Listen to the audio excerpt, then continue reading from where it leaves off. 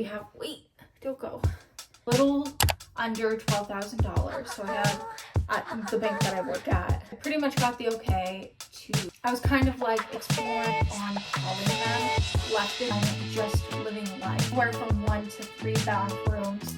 I had to call city and I was like, hey, I have about $8,000 in debt. My pals, this is Leanne here, and today on my channel I'm going to talk about something that not a lot of people I guess talk about online, especially as a almost 23-year-old YouTuber who does not make any money from YouTube whatsoever. We have, wait, don't go. We have a guest. We have Mr. Dale. You always look so defeated. Like, look at that. I get my snuggles in. I feel like a lot of people my age who do YouTube but don't have the luxury of being a YouTuber who is full-time. Hold on, I need to get myself chapstick. Let's just get started. Usually I have a script for videos like this, stuff that I want to touch down and talk about. But today we are really just free-flowing because I feel like we haven't had a girl chit-chat in a while. Obviously, you see that we've moved in a bit. It's been about 2.5 months now, and my dad's been here for about a month. I want to say about like a month, probably. I feel like for starters, I talked about in one of my most recent videos, things did not go as planned. Now, I'm not going to get into detail of what happened because that's not my reason for making this video. This video is honestly like education 101 and things that I can't stress enough about making a big decision like this, especially financially. If you guys don't know and or you are new here, hi, my name is Leanne and I'm 22. My birthday is August 26th, so pretty soon. I moved states with my own money. I had a little under $12,000, so I had probably like 11.7K in my savings account. Now, I'm sure I've talked about this, but for my newcomers, I worked at Publix when I was 15 through 20. So I worked there for 5 years in total. I loved my job there. I did not love the people there. I feel like I was getting mistreated and I feel like I was getting misheard. And I feel like that's just something that comes with life. You're going to have that issue anywhere you go. It's a possibility. I feel like handling it the right way is always the biggest thing. And did I handle certain situations the correct way? No, but we all live and learn. I just turned 19 at the time. Well, no, I was almost 20, and it was, I want to say like June, end of June, probably like early July. My mom went to work. I had the day off and she forgot her phone at home. So my phone was blown up by my mom's work phone number and she wanted her phone. So I drove there and she gave me a $20 bill and she's like, go to Panera. At the time, the Panera that I had went to, which is since gone, I was gonna go to Panera and I was like, oh, like I've been wanting to close this account out that at the bank that I work at for the sole reason that it's taking my money, like it's charging me, so I wanted to close it, and I had already opened a new savings on the mobile app. I went in just to close the account, like nothing else. And that's what I did because it had a charge on it, but I wanted it reversed because quite frankly, I had taken the money out and I put it, and I just couldn't close it myself, or I would have. I walked in and had a conversation. I actually had a conversation with the manager and like, oh my gosh, I really like your customer service voice and I am in dire need of a part-time teller. If you are wanting to get another job, I have it here for you. And so I was like, honestly, let me think about it, because we had talked about my job and everything, and I was like, let me think about it over the weekend And not even a day later, I had applied for the job. It took a little longer than it was expected, but I like started either late, it was after my birthday, so I'd started like the last few days of August to early September, but I was hired in August. Every time that I kept going to LabCorp, I went to LabCorp and I was supposed to do a drug and fingerprint. So I went and I did the drug test and everything came good, but they told me that their fingerprinting lady wasn't there that day. So I was like, okay. So I rescheduled an appointment with the recruiter that I had been talking to, and so I scheduled the appointment. I went back. They said that their system went down. So I was like, okay. So I called my recruiter one more time. I was like, hey, this happened. Is there any way we can schedule another appointment for another place? She gave me a list. And I was like, oh, I'll go to that one. It was new. I'd never been there.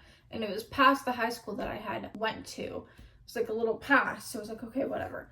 So I went there, and basically, moral of the story is they were closed. They changed their hours and they didn't change it online. So then I had to call my recruiter one more time, and I was like, hey, I am so sorry for this big old mess, but they're closed. Can we make another appointment for a few days later?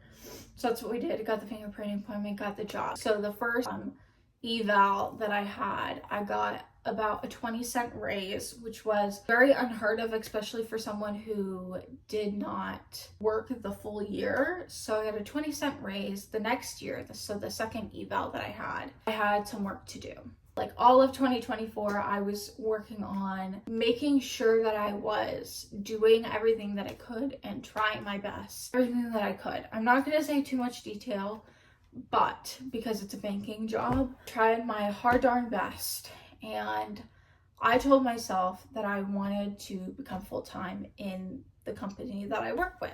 About November, so a little bit before I had gotten the kitties in November, I was thinking about going full-time and blah, blah, blah. So I kind of got with my manager at the time and was like, hey, I kind of want to go full-time. What are the steps? And she was like, honestly, you're kind of just waiting on your eval, and once you get an okay and everything that you're good and you did well and you improved, then we can talk about, you can start signing up for other positions. So at the time, I was literally just going to go one step ahead and do a lead teller position.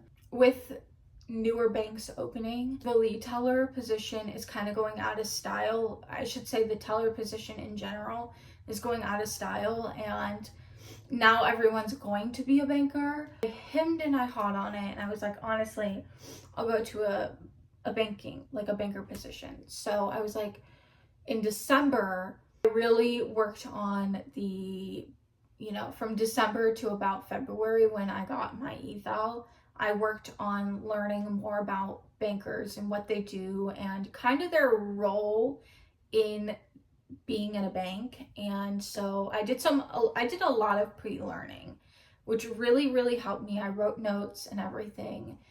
And then fast forward, I got the approval. I pretty much got the okay to roll forward with applying. And I looked at Tennessee for about 2 to 3 weeks, like 2 or 3 times a week, if not every single day. And I saw positions opening up. I was like, I'm gonna go full force into it. I'm just gonna do it. I've been wanting to. It's a great time. I'm going full time in a job that I really love, a workplace that really fucking cares about who I am as a person. Moral of this story is this is how I started going in and hopping into moving.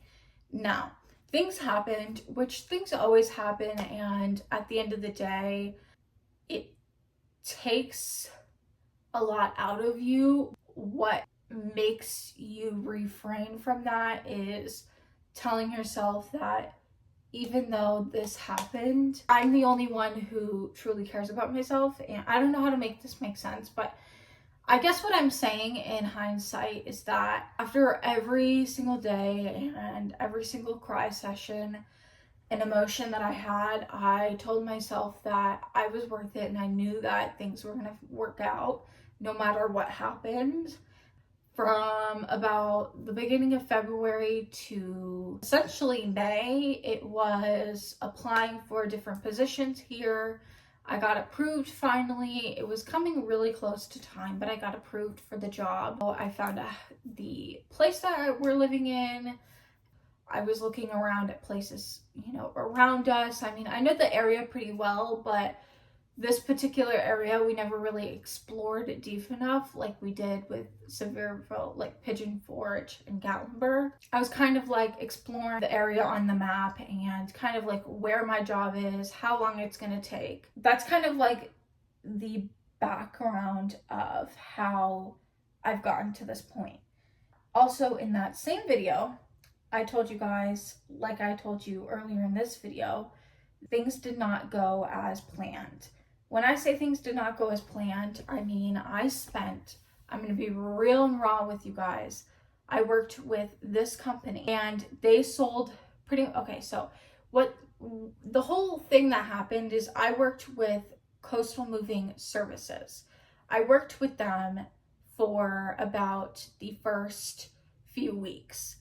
And then once we had everything settled in the dust and everything like that, and it came time to moving, I ended up working with Ocean Moving Company. So they are an agency. So Coastal Moving Services is an agency. Now, I knew a bit about them, but what I didn't realize, I thought that I was working with another part of their company. So what I mean by that is I thought that my parents called me at a bank when you initially call the bank because you saw a charge on your account that wasn't yours. You call a random bank near you, or you go to a bank near you and you go inside. The bank itself can help you with that charge, that fraudulent charge, but the retail side for most banks do not help you. So they outsource another part of their company. So they're another department. I thought I was working with the sales department, and then I was going to be transferred over to the moving department, like the movers themselves. Like I thought I was going to be working with another department. So I kind of knew, but I kind of didn't know. And I think the most frustrating part is the fact that after I stopped talking to the initial guy that I was talking to, I pretty much had to keep on calling them left and right. And when you're the one who's enhancing the move and you're already stressed about packing and this matter and that matter, and you're stressed about your kitties and all of this stuff, the last thing you want to do in your head is to worry about the fucking communication skills of the people that the movers that you're supposed to be working with. Stress it. I cannot fucking stress it enough. I spent $4,000 on a moving company, on these moving companies. And when I tell you that it was such a fucking scam, but I was already in the thick of it, so I just had to deal. I cannot stress that enough to you. Now, thankfully, when we had gotten our stuff, the guys were so nice, so kind, just to get them in and out because it was late at night and it was just me and my mom, and I kind of just wanted to lock the door for the night in a new area. I mean, this area is so safe, but I wanted to lock the door, get the door shut. That way we could cook dinner and, you know, have our little evening, because it was the middle of the fucking week. It was a Wednesday. It was just so fucking frustrating because even though I saw good reviews, I saw a lot of bad reviews. So I was like, okay, well, maybe those are just Karens. No, it was the worst company to work with. The two moving guys that came at the very end of the move, like handing us our shit, were so pleasant. And one of them was actually from Strawberry Plains.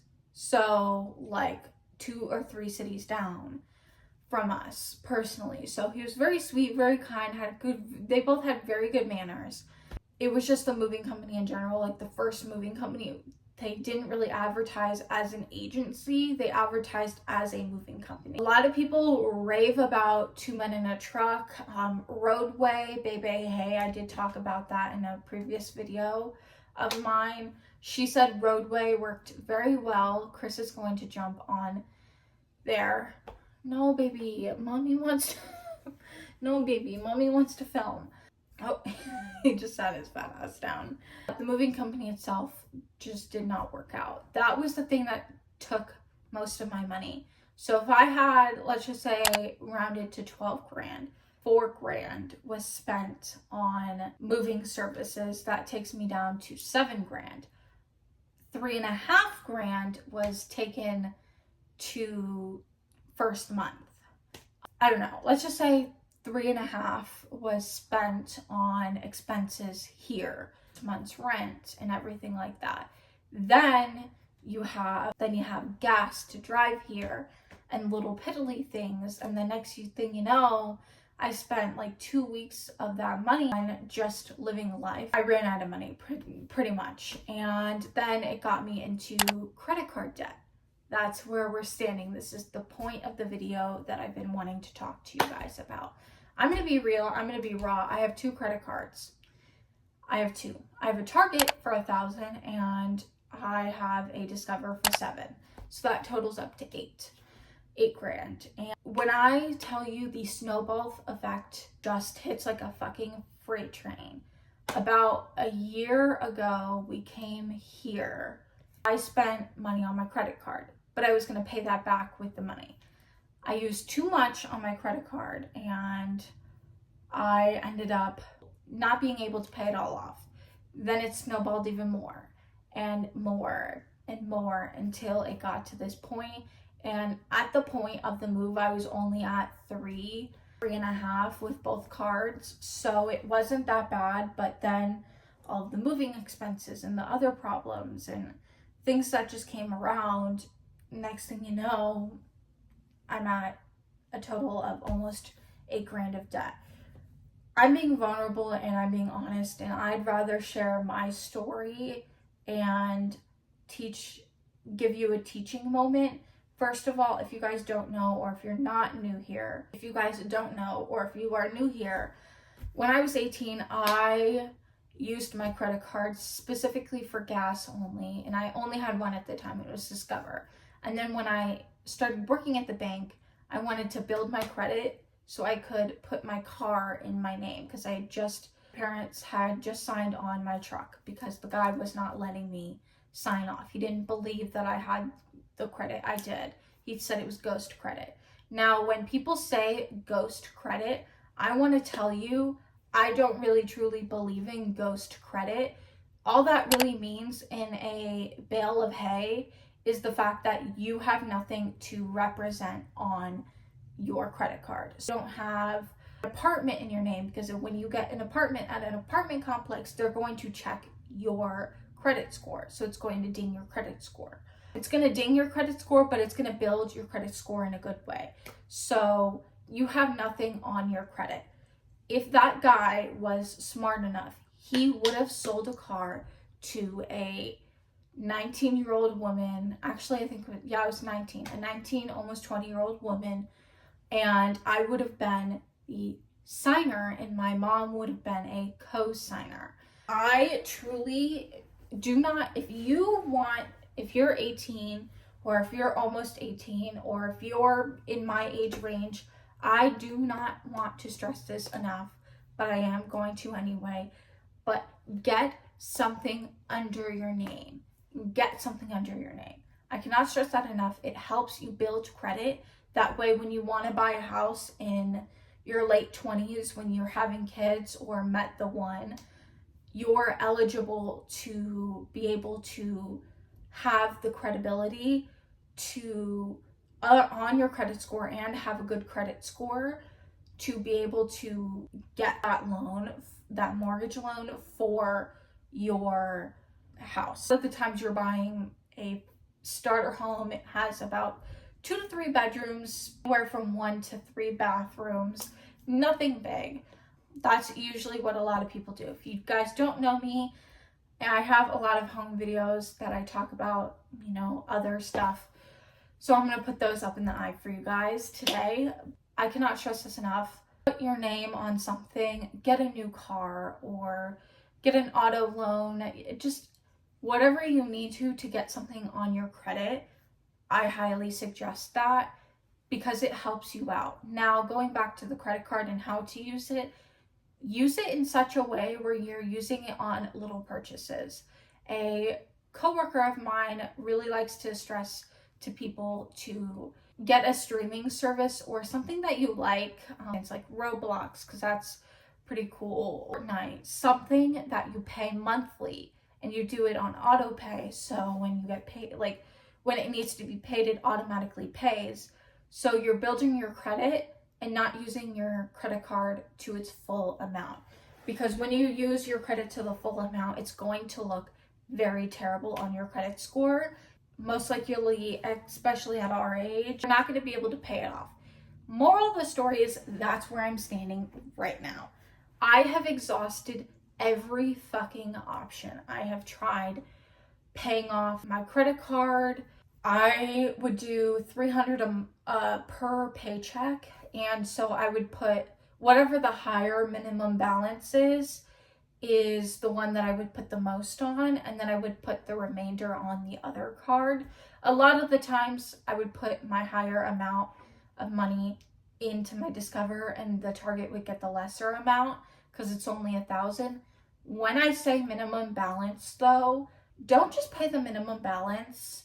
The minimum balance for a lot of cards is like $25 to $30, but like a good chunk of that money is taken for the bank itself, and then the other amount is taken and put back on your card. You're really just playing a juggle, and when you pay the minimum balance, you're still going to get charged interest, and it's not good interest. It's actually bad interest. So on my Discover card, I would put about $200 on it each month or each week. So I'd put about $400 on it, and I would get about $100 to $150 back in interest.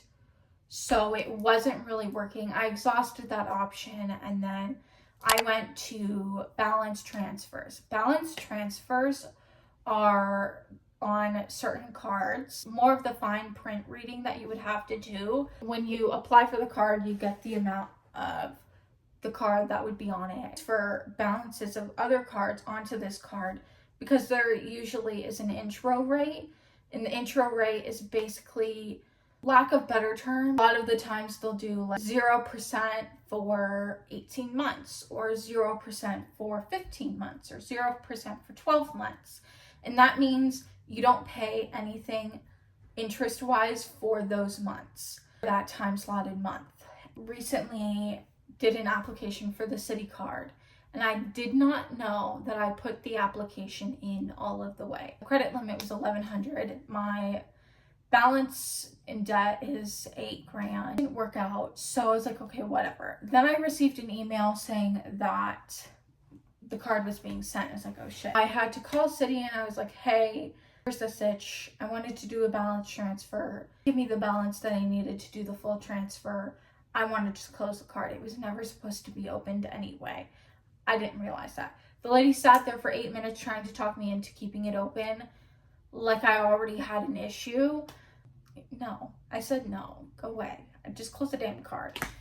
It's frustrating when you're on your lunch break at a branch, at a bank, you know, calling another bank to close this damn card.